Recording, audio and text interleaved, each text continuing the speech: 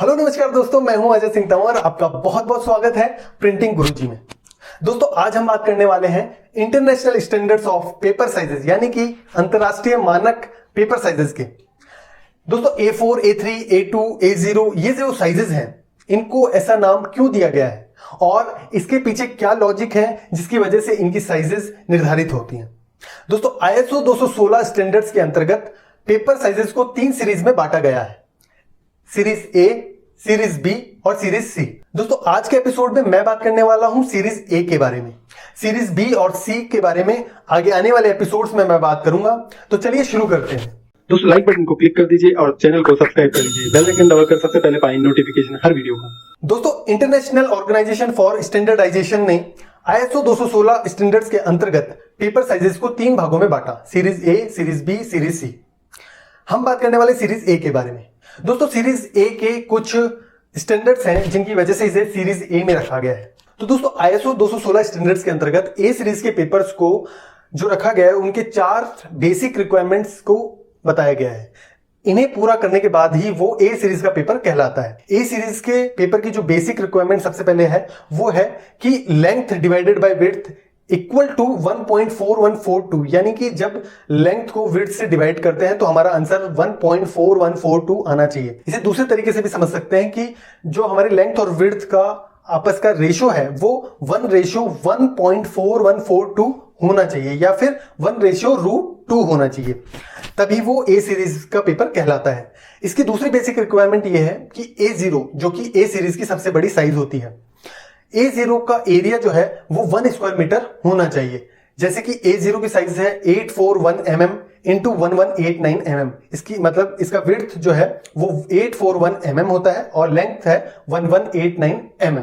इन दोनों का जब एरिया निकालते हैं, यानी कि लेंथ इंटू ब्रेड्थ जब करते हैं, तो हमें 1 स्क्वायर मीटर एरिया मिलता है। ये A0 का एरिया होता है। A0 पेपर साइज का एरिया 1 स्क्वायर मीटर होता है। तो ए सीरीज पेपर में जो तीसरी बेसिक रिक्वायरमेंट है वो है कि जब भी हम किसी भी साइज की लेंथ का हाफ करते हैं तो हमें उससे अगला जो पेपर है, पेपर साइज है, वो मिल जाता है। जैसे कि A3 का अगर हाफ करेंगे आप तो A4 मिलेगा, और A4 का हाफ करेंगे तो A5 मिलेगा। A5 का हाफ करते तो A6 और A6 का हाफ करते तो A7। इसी तरीके से A10 तक ये सीरीज जाती है। जैसे कि आप देख रहे हैं टेबल जो है साइजेस की mm में आपको दिख रही है कि जब भी A0 को 1189 इंटू 841 mm है, अगर हमें A1 चाहिए तो हमें 841 mm इंटू 1189 का हाफ mm यहाँ A1 का होता है। इसी तरीके से जब A2 पर आते हैं तो A1 में जो बड़ी साइज है, यानी कि लेंथ जो है 841, उसका हाफ हो जाता है और विड्थ सेम रह जाती है। तो यहाँ विड्थ लेंथ बन जाती है और लेंथ हाफ होने के बाद उसकी विड्थ बन जाती है। तो इसी तरीके से ये पूरी सीरीज है, ये साइजेस हैं जो कि ए सीरीज के पेपर्स की होती है। अब यहाँ दोस्तों बात आती है कि A4, A3, A2, A0 ये सब इनका नाम क्यों रखा गया, कि A1, A2, A3 ये सब क्यों रखा गया। ए से मतलब है कि ए सीरीज, और 0 से लेके 10 तक का मतलब है कि जैसे ही आप 0 से 1 पे आते हैं, यानी कि फर्स्ट A1 का मतलब है पहला कट या फिर पहला फोल्ड। ऐसे ही A2 के बाद A2 का मतलब है कि ये सेकंड फोल्ड या सेकंड कट। 3 का मतलब है कि ये थर्ड फोल्ड या थर्ड कट। इसी तरीके से ये 10 तक जाता है। मैक्सिमम पेपर्स को हम 7 टाइम्स फोल्ड कर सकते हैं, इससे ज्यादा पेपर फोल्ड नहीं होता। इसीलिए ए सीरीज में जो ये A1, A2, A3 ये रखा गया है, ये कट के हिसाब से रखा गया है। जब भी आप पेपर को काट सकते हैं, तो अगर इस सीरीज में चल रहे हैं तो आप A10 तक जाते हैं, A10 तक आपकी साइज आ जाती है। अब बात आती है कि A0 से बड़ा अगर करना है तो A0 से बड़ा होता है 2A0 या फिर 4A0।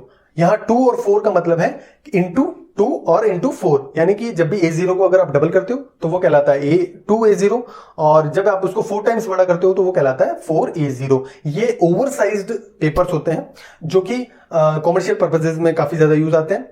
A4 जनरली हर जगह काम आता है, रोजमर्रा में सभी प्रिंटर्स में ये एक डिफॉल्ट साइज होती है जो कि हमारे काम आती है। तो दोस्तों ये जो ए सीरीज का पेपर है ये जनरली कॉमर्शियल प्रिंटिंग में भी बहुत यूज आता है, और हमारे जो बेसिक रिक्वायरमेंट्स होती हैं प्रिंटिंग की, जब हमें कंप्यूटराइज प्रिंट लेना होता है, ब्लैक एंड व्हाइट प्रिंट लेते हैं डॉक्यूमेंट्स में, ये सब बहुत ज्यादा काम आते हैं। ISO स्टैंडर्ड्स 216 में जो पेपर साइजेस का रखा जाना क्यों जरूरी था, क्योंकि उससे पहले पूरे वर्ल्ड वाइड में अलग अलग साइजेस पे लोग, अलग अलग देश अलग अलग साइज यूज किया करते थे, जिससे कि कई बार बहुत दिक्कतें होती थी कि उन्हें साइजेस के हिसाब से पेपर बन नहीं पाता था। और जैसे जैसे ग्लोबलाइजेशन बढ़ा तब ये जरूरत महसूस हुई कि पेपर के साइजेस को एक स्टैंडर्ड तय करना चाहिए और उसी को वर्ल्ड वाइडली यूज करना चाहिए, ताकि सभी को आपस में इजी हो, चीजों के लिए एक मानक तय हो, पेपर साइजेस को एक साइज मिल सके, पर्टिकुलर नाम मिल सके और पूरे यूनिवर्सली ये कॉमनली यूज किए जा सके। जैसा कि आप जानते हैं A4 पूरे वर्ल्ड वाइड में बहुत ज्यादा यूज किया जाता है, क्योंकि ये यूनिवर्सली हर प्रिंटर में एक डिफॉल्ट साइज कहलाती है। इससे बड़े प्रिंटर भी आते हैं जो A0, A1, A2 तक प्रिंट करते हैं, A3 भी प्रिंट करते हैं और इनसे छोटे भी प्रिंट करते हैं, जैसे कि A5, A6, A7 तक भी प्रिंट करते हैं और भी छोटे प्रिंट होते हैं। तो दोस्तों ये था हमारा A सीरीज पर एपिसोड। इसके बाद आगे आने वाले एपिसोड्स में मैं B सीरीज और C सीरीज के बारे में बताऊंगा, तो बने रहिएगा हमारे साथ आगे आने वाले वीडियोस में हर सोमवार शाम को 7 बजे। तब तक के लिए नमस्कार।